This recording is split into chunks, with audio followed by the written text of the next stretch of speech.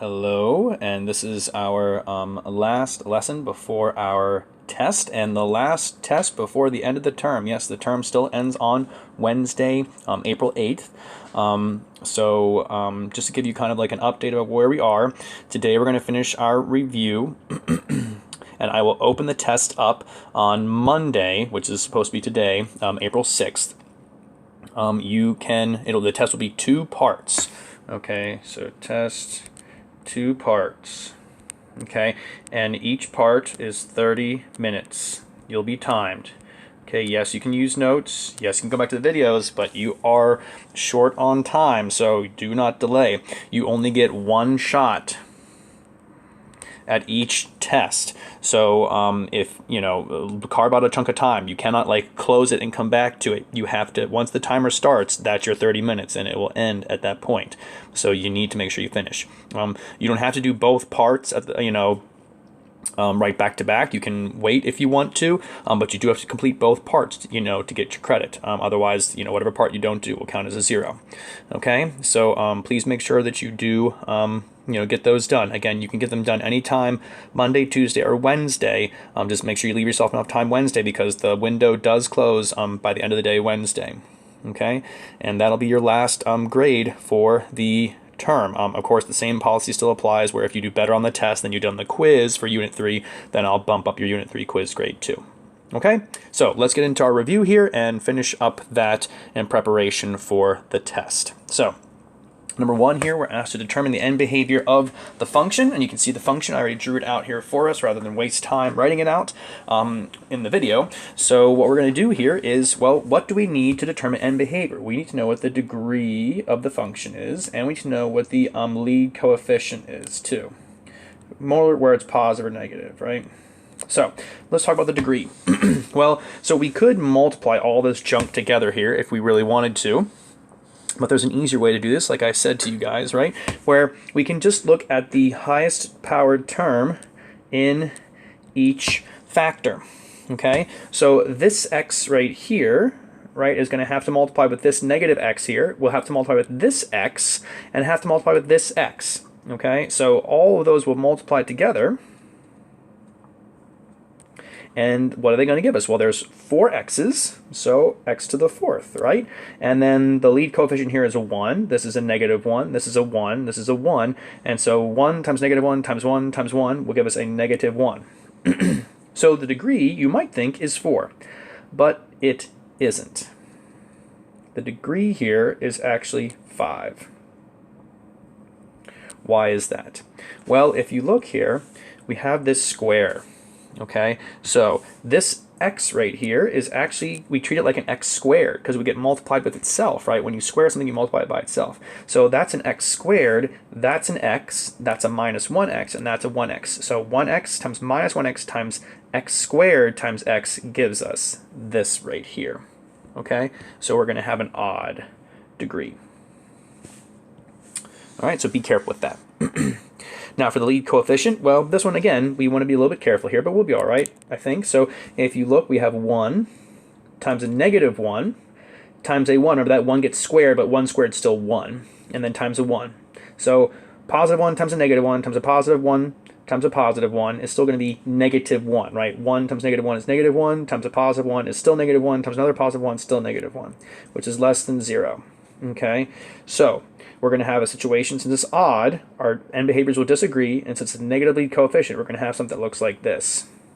Okay, that is not a sufficient way to describe it, though. We must write it out. As x approaches infinity, that means as we go really far to the right, f of x will go to, well, what's that going to? Negative infinity. And as x goes to negative infinity, that means as we go really far to the left, where does our function go? To infinity, like so. And so there is our end behavior. Okay, next question. The graph of f of x is shown. If f of x is degree 4, how many of its zeros are imaginary? Okay, well, let's take a look at the graph. How many zeros do you see? Remember, zeros are where the graph crosses the x-axis. Well, 1, 2. Since it's degree 4, though, How many zeros must it have total? Well, a degree 4 polynomial must have 4 zeros.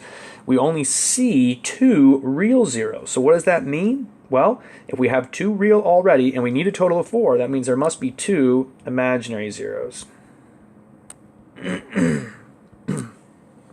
Okay? You will always have an even number of imaginary zeros because you always have, they always come in pairs, right? Think about how we come up with imaginary zeros in the first place. We use the quadratic formula, for example, which has plus or minus that I value. So you'll always have an even amount of imaginary zeros, okay? Real zeros, you could have potentially an odd amount there depending on, certain situations. Like, for example, if the graph kind of came down, kissed like that and went right back up, you would count that as a double root, okay, because it occurs twice. So you'd really count that as 2 zeros if it comes down and kisses like that, okay? So there it is, though. So the answer here is 2 of those zeros have to be imaginary. Identify whether each binomial is not a factor of x cubed minus 7x squared plus 17x minus 12. So a factor means that it divides it evenly. So what we're really being asked to do here is asked which one of these do not divide this polynomial right here. How can we check with division? Well, if you look at all of these factors here, all these factors are linear, and we can divide them using synthetic division. So let's just use synthetic division here. It's super fast. So to check this one, we're going to put a positive 2 in a box, remember, and then we'll put the lead coefficients of our polynomial up here. So it's going to be 1, -7, 16, and -12.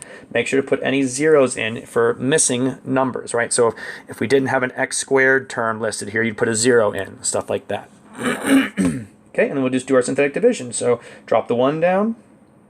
1 times 2 is 2, -5 then, so -10, 6, 6 times 2 is 12, and 12 is 0. Hey, this one works. So in other words, this one is not a factor because we are looking for, or sorry, this one is not an answer. A is not an answer because we're looking for which one of these are not factors. Okay, so A is not an answer. Because it is a factor, it's not an answer. Okay, let's try another one here. So let's try this one.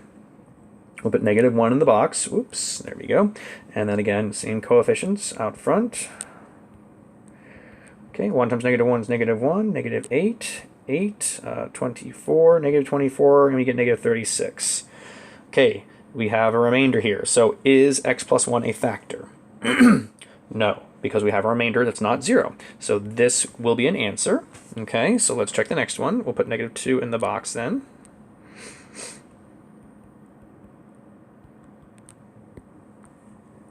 Drop the 1 now. 1 times -2 is -2, -9, -9 times -2 is positive 18.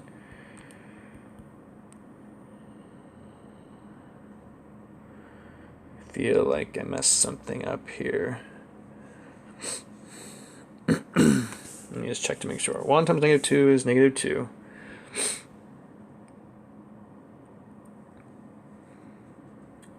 Yeah, -2, -7 makes -9. -9 times -2 is positive 18. 16 and 18 make 24, 34. And then 34 times -2 is -68. And that will make negative 80. So again, we have a remainder that's not 0. So this is also not a factor. All right, and then the last one here. Try 3 in the box. Again, remember that number that goes in the box here, it's the opposite of your factor there, okay? So this number right here is the opposite of what the factor says. And then we'll put in the coefficients one more time here.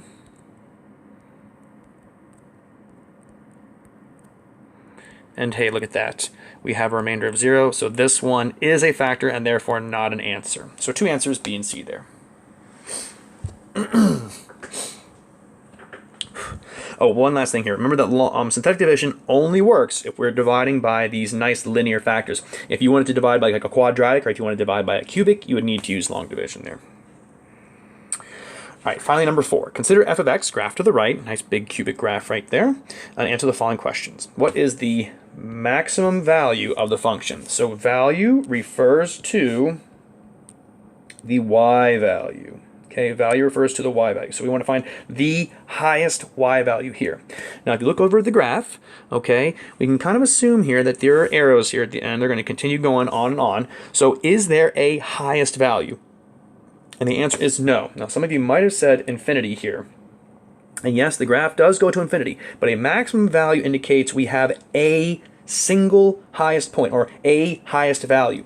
Infinity keeps going, so infinity is not an okay answer to give here for maximum value. You really must say for your answer that we have none. We have no maximum value because it just keeps going up. Okay, now, next question, find f of negative 2.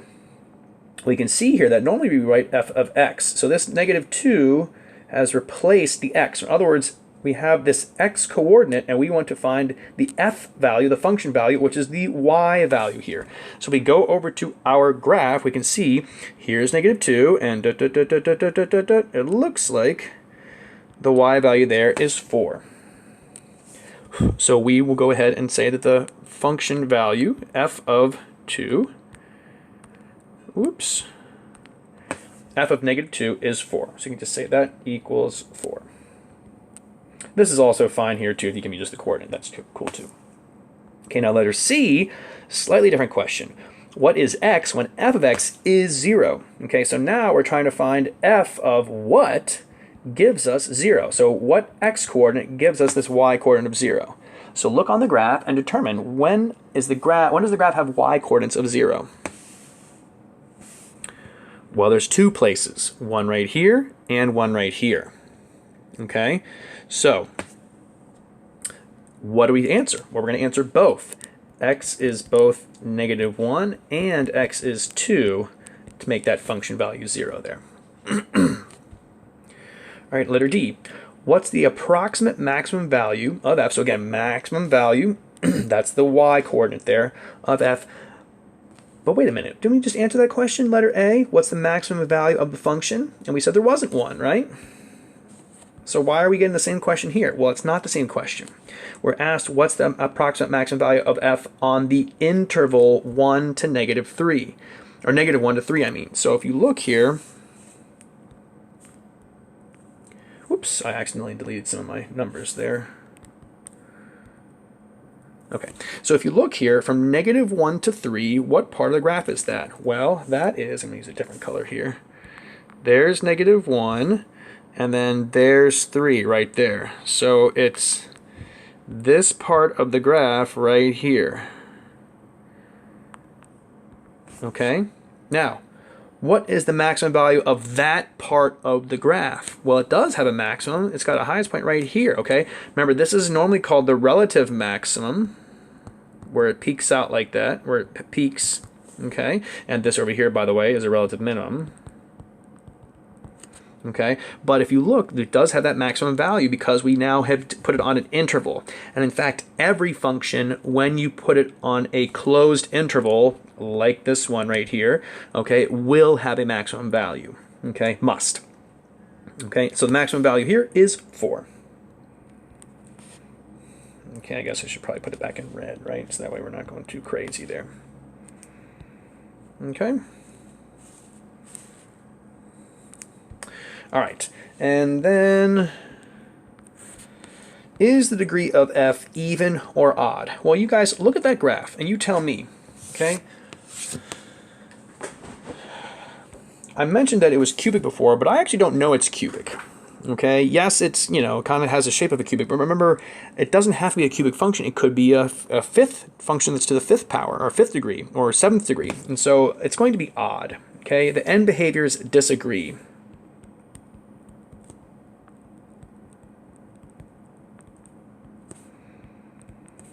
No, I'll just say disagree. No, I'm going to say disagree. They just go in different directions, okay? And I'm not even going to put, because it didn't say to justify, so I'm not going to justify. But that would be our justification. End behaviors are going in different directions there, okay? Like it would be for odd. Okay? Even, remember that even end behaviors are either going to both go up or they'll both go down. But for odd, it's going to be either this way or it'll be this way. Okay? Last piece, is the lead coefficient of f positive or negative? Well, so we already established it's odd, and it's this option right here, which is what we get when we have a negative lead coefficient. Okay, if we had this, then that would be a positive lead coefficient. And then remember, for the even functions, which I erased over here, this option right here is positive lead coefficient, and then the negative lead coefficient will look something like this. Oops. Okay, so that concludes your review. Please message me if you have any further questions about the test or concerns or anything like that. And yeah, good luck. The test is going to be on Schoology too. Okay, so make sure you check on Schoology there. I'll have it posted for you to do. All right.